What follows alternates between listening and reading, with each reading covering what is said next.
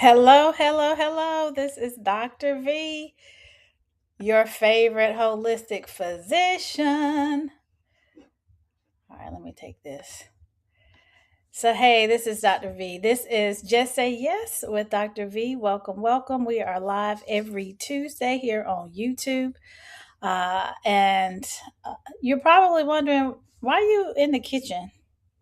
So, normally I am doing it outside on the balcony, but my husband's cutting grass. And with the change in time, these all this daylight, I'm getting thrown off. So dinner is getting started late, and I'm gonna keep it moving. So we're gonna be talking about how to calm the mental storm that we experience in perimenopause and menopause.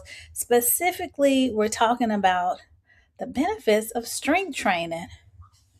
The benefits of strength training. So I have started strength training and I have learned some things. So I am excited to share them with you. Hold on one second. So I'm going to multitask, and I don't know what's in the background, but we had a leak under our island pipe, and we were gone on vacation, and so we got stuff all over the place trying to clean out and air out. So, all right, so we're gonna be multitasking today. Dr. V, what you making? Well, I am making a homemade chicken pot pie that's very, very easy. Yes, I am plant forward. I am plant leaning. I prefer plants, but my family isn't always on board. So this is much better than buying a frozen pot pie, a pre-made pot pie. It's definitely better than the KFC. I know how much salt I'm putting in it. I know how much butter. I know how much, and I am not. It's going to taste very good and fresh, and it won't be over seasoned, and it won't be too fatty. So, all right. So, first thing, I got a rotisserie chicken. Got it from Costco, and then I'm just cutting up. So, while I start talking, I'm going to just be cutting up my chicken into bite-sized pieces. All right, welcome. I see somebody have joined us. If y'all can't hear me, let me know. Again, my husband's cutting grass outside. All right, so yes. So I've been doing Pilates. I did Pilates for about 2 years. I did resistance band for the last, 2 or 3 months. And the program that I was doing, they were saying um, once you kind of get used to the resistance band and build up, then you want to move to weights. Me myself personally, I don't want to hurt myself or injure myself, so I do machines because it forces you to have correct posture. And form is everything. If you lift stuff wrong, you can hurt yourself. So I've been doing the weight machines, and I've been going up gradually. And the woman was like, "I think you're gonna love it." And I'm like, "Why?" She couldn't tell me why, really. Well, she did. And I'm going to tell you some of the reasons she told me that I have now confirmed. Okay, first thing, y'all, I think I'm Wonder Woman. I think I'm so strong. I think I can do anything. So mentally, it has boosted my confidence. Things that I thought I couldn't lift or wouldn't have attempted to lift before, like, oh, can you help me? No, I can get them now with confidence. With confidence. Um, Case in point, this happened the other day. So I had a flat tire, and I needed to get somewhere fast. So I needed this flat tire changed. I have AAA. In the past, when I've had a flat tire, I've used AAA. For whatever reason, because I've been lifting weights, I said I'm gonna change it myself. That's what I said. It's like 90 degrees outside. I'm like, I'm gonna change the tire myself. Oh, really? Yes, really. That's how confident I was. That's how strong I felt. Long story short, the lug nuts were really, really too tight.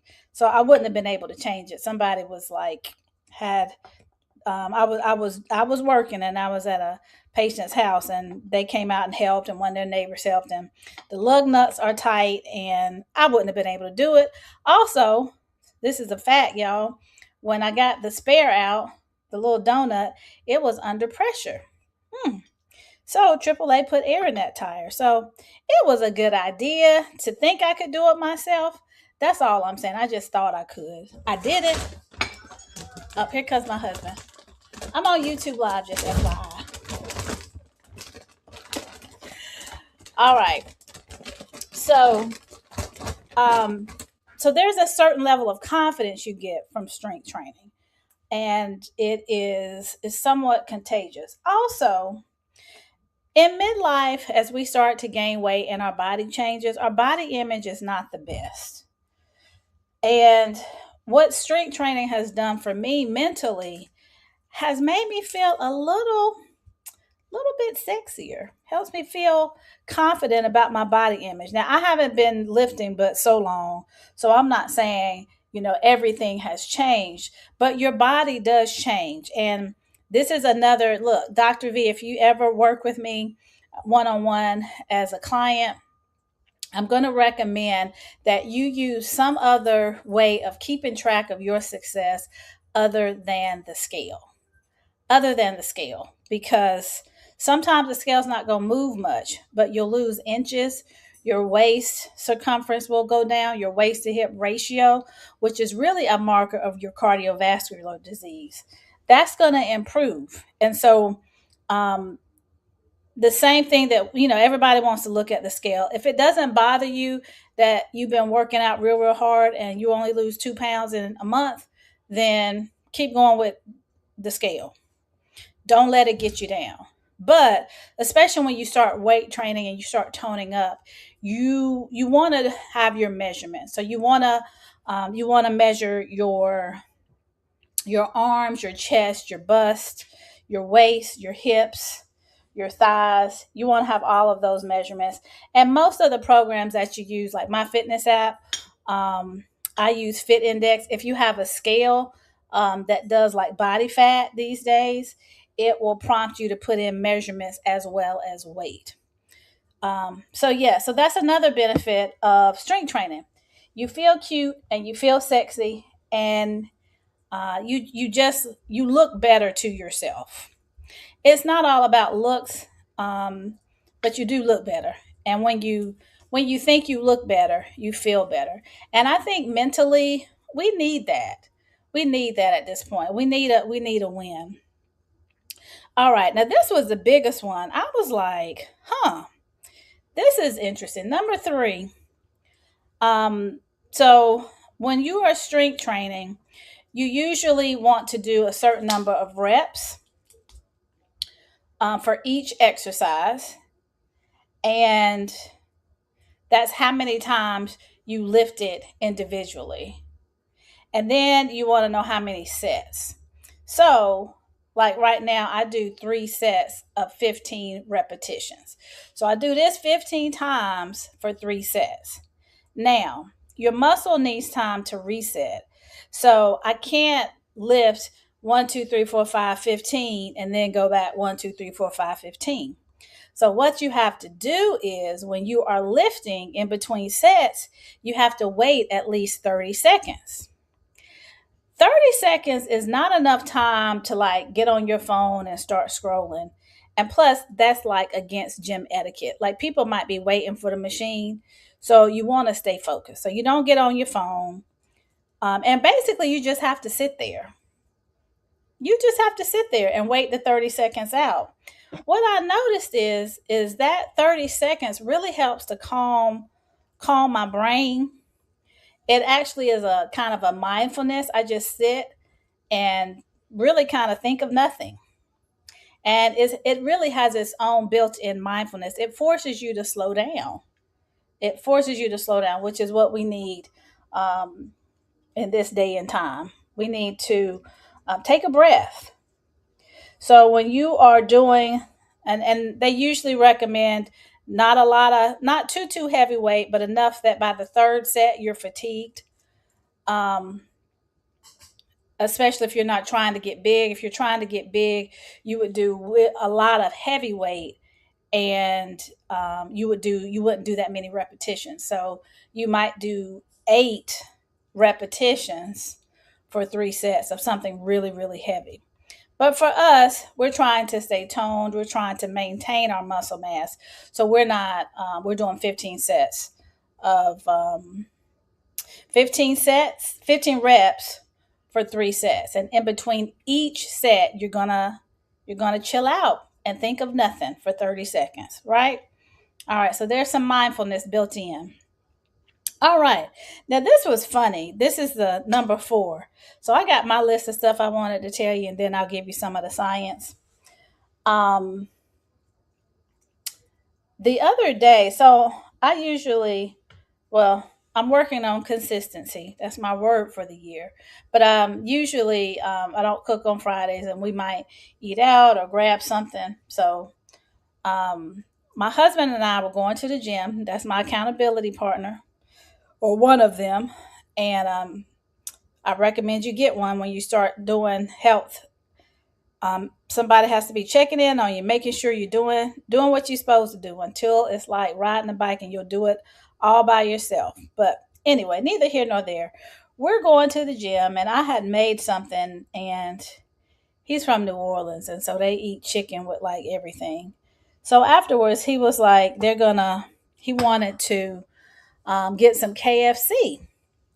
And I like the KFC pot pie. So I was like, "Ooh, I'm gonna get the KFC pot pie." I ain't got no business eating the KFC pot pie, right? That's what I said before the workout. Now, I had planned to make this whole food plant based broccoli salad. It had like edamame, it had shaved broccoli, it had all these little seasonings. It was delicious. But you had to make it. And, it's Friday. I'm not making nothing. But I hadn't made this broccoli salad that I was supposed to have made earlier in the week. So I get through lifting. I'm feeling good. I'm feeling strong. Y'all, the KFC taste was wiped slam out my mouth. I had no desire for a chicken pot pie. Like none. Like no desire. And when I thought about that, I was like, it was so drastic, because driving there it was KFC, driving home it was broccoli salad. And I reflected and I said, there have been times where I've worked out and I just want to eat better. I still don't know what the connection is there, but when you exercise, you automatically get thirsty. So you want to drink water. You don't want to drink, like, if you drink something real, real sweet, that doesn't necessarily quench your thirst if you've been exercising. So you crave water. When you exercise, you want to sleep.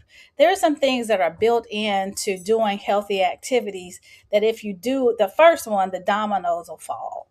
And so strength training is one of those things. When you start feeling better, looking better, you're putting the work in. You're not going to want to just come home and sit on the couch and eat potato chips. It's just there's something in your brain that says, oh, that's not who we are anymore. We're going to do better. Like automatically, you're going to want to do better. So anyway, those are my revelations that I have discovered. I did want to share some science with you. So, and I'm going to tell y'all. So I'm an OBGYN. I am not a exercise physiologist. I don't do exercise science. But I've been researching this. And when you start lifting, you release something called myokines. Myokines. And what that myokin tells your brain is, hey, she's lifting weights. She's lifting weights. And in turn, your brain sends back growth hormone. Now, these myokines, they're going to help with your memory. They help with learning. And there is a huge connection, because there are more incidences of dementia and Alzheimer's these days. And so they're noticing that, dementia is a cardiovascular problem, that there's more of a connection, that it's not just a brain problem. And so you lifting weights and releasing these myokines, that's going to help your brain. It's going to help your memory. It's going to help your thinking. What's one of the most frustrating things about perimenopause? Yes, brain fog. Can't remember names. Where did I put my phone? Can't find my keys. Now, some of that's just as we get older, but really the names. And I told y'all before, sometimes I didn't remember my zip code. Like, whew, that's nerve wracking. That's scary, actually. So you will naturally, as you start to build muscle, your body knows that you need growth hormone. And when do you produce the most growth hormone? You produce it in sleep, specifically in deep sleep. So you must rest. When you start talking about strength training, you must rest because you want to release the growth hormone. If you're doing all the lifting and not sleeping, it's a waste. It's a waste because you need the growth hormone to stimulate and grow those muscles. Um, okay, so this was interesting. It's called irisin, and it's called the exercise hormone. This hormone crosses over to the brain, and it triggers the production of brain-derived neurotrophic factor. Which anytime you see neurotrophic, pleiotropic, this means like you're growing something, and it produces new neurons. It helps you lay down memory tracks. So the way you learn things, and the reason why babies can or young kids can pick up languages, because they lay down these neurons and they connect them so easily, so quickly.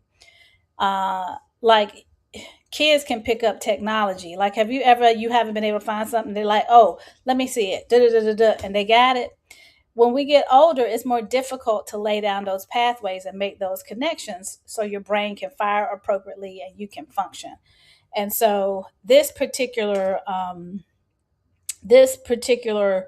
hormone, uh, it allows you to increase these brain happy chemicals that help you continue to build on. There's I can't say it, capsaicin B, and this helps to promote nerve regeneration, and it also helps with your cognition. Okay, here we go again. This is helping your brain. This is helping the brain fog. This will also help you mentally as well. And you will likely be not as frustrated, and you'll be able to manage things better because you're not so cognitively frustrated. Now, interleukin 6. This is these interleukins. We've talked about them because that's something that the visceral fat, the dangerous fat that's around your organs in your belly, that can be detrimental. But it's an inflammatory marker. But during exercise, it reduces inflammation, which can also help with brain health and other things. So by itself, if it's just like released in the wild, then it's not so great. But during exercise, it's somewhat helpful. Um,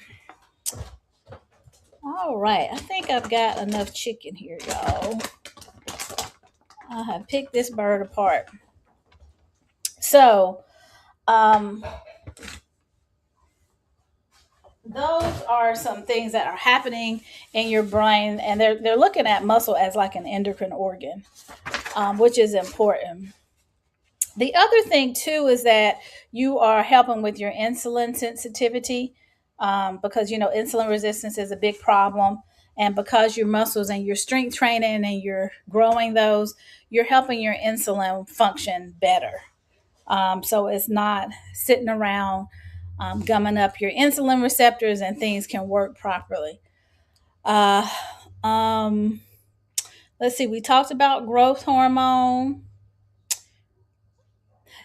The other thing too, and this is particularly for men. If you've ever seen men who have like man boobs, one thing that happens is when you have excess body fat, any testosterone that you will have can be converted into estrogen, can be converted into estrogen. So that's why obese men can start to develop breasts, because they're actually converting their hormones.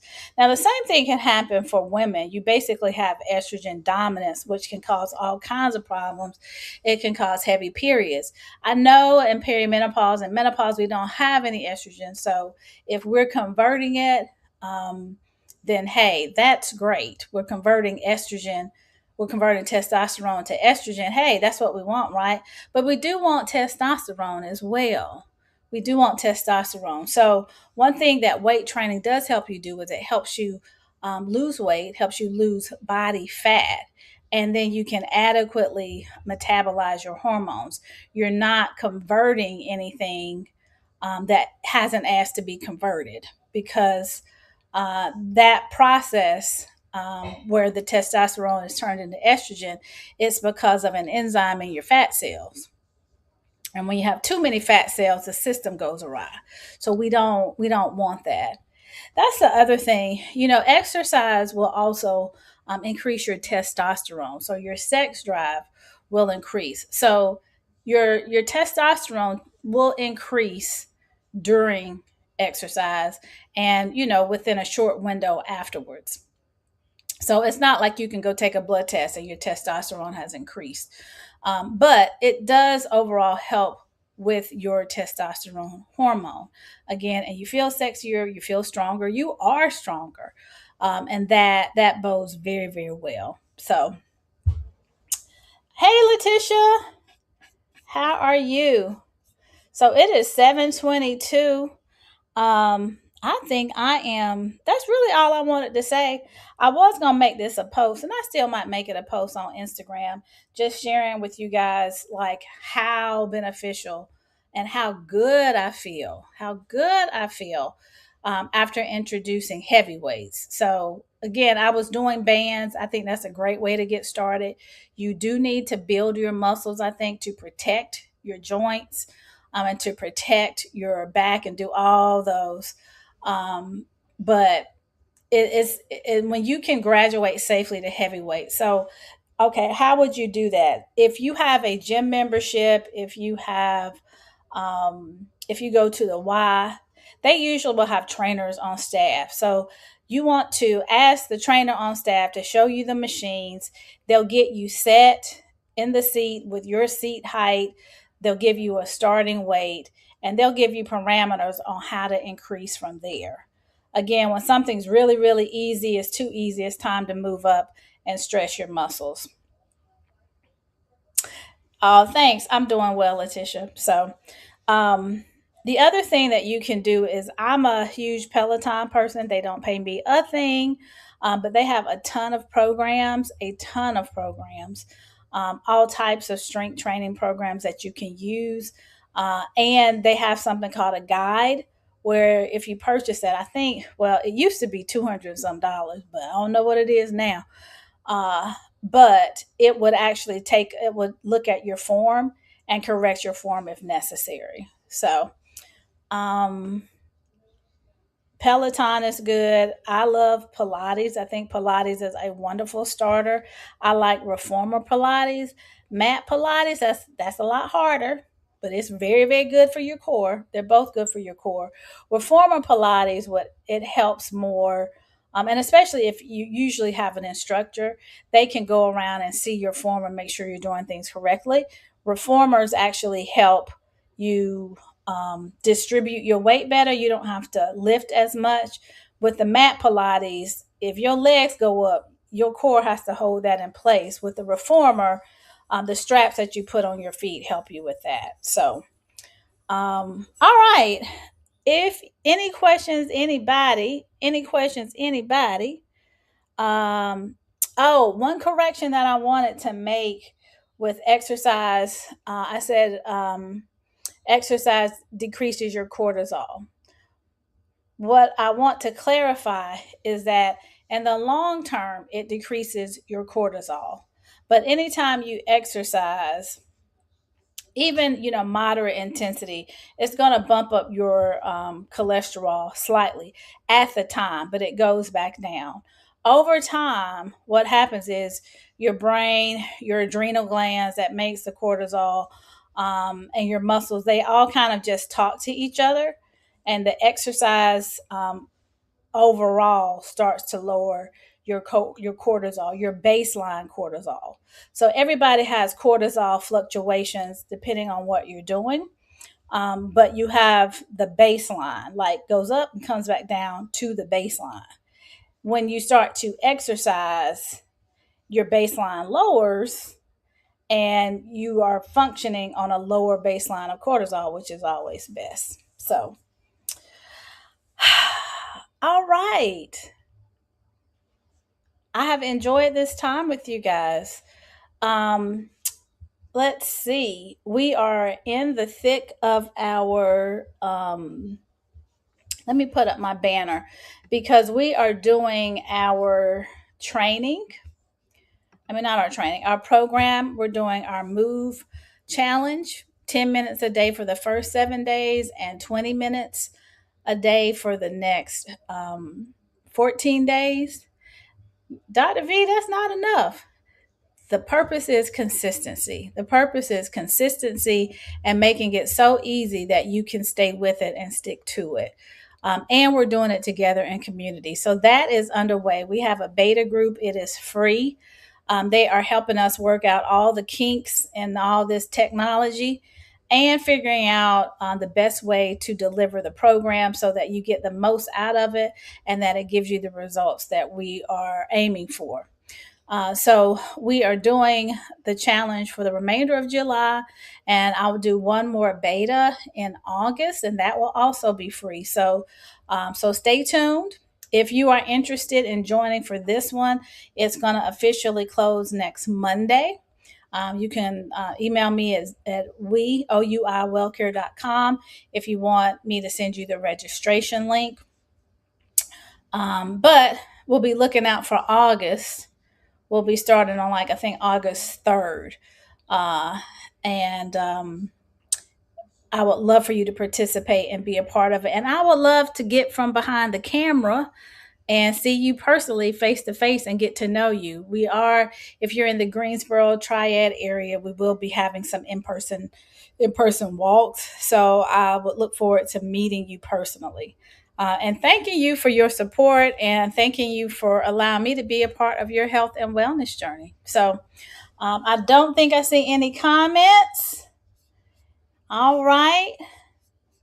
So listen, I want y'all to go out and start strength training, and I'm going to have you back on the podcast, and you can tell the whole world about how you think you're sexy, how you think you're Wonder Woman, how you got your sexy back, your curves, and how your mental health has improved, how much your brain function has improved. All right, I will see you all next Tuesday for another episode of Just Say Yes with Dr. V. Y'all take care.